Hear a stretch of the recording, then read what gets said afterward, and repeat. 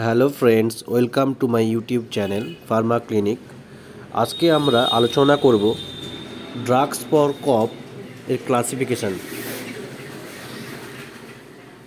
Drugs for কফকে আমরা চারটে ভাগে ভাগ করব।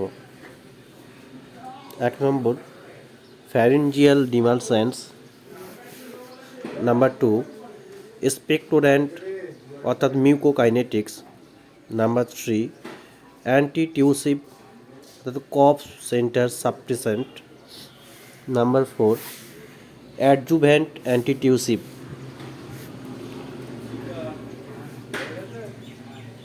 নাম্বার 1, ফ্যারিঙ্গিয়াল ডিমালসেন্সের মধ্যে পড়ছে lozenges, syrups, glycerin, liquorice. Number 2, expectorant মিউকোকাইনেটিক্সের মধ্যে পড়ছে তার দুটো ভাগ। 1 number, secretion enhancers. Number 2, mucolytics.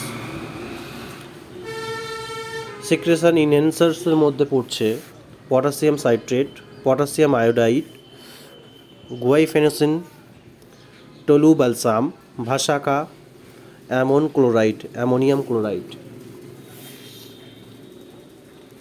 মিউকোলাইটিক্সের মধ্যে পড়ছে bromhexine, ambroxol, acetyl cysteine, carbocisteine. Number 3, antitussive cough centre suppressant. এর মধ্যে পড়ছে opioids, non opioids, অ্যান্টিহিস্টামিনিক্স, pulmonary receptor desensitiser. ওপিওয়েডসের মধ্যে পড়ছে codeine, ethyl morphine, pholcodine. Non ওপিওয়েডসের মধ্যে পড়ছে নসক্যাপিন, ডেক্সট্রোমিথোরফ্যান, ক্লোফেডিয়ানল। অ্যান্টিহিস্টামাইনিক্সের মধ্যে পড়ছে ক্লোরফিনামাইন, মিলেট, ডাইফেনহাইড্রামাইন অ্যান্ড প্রোমিথাজিন।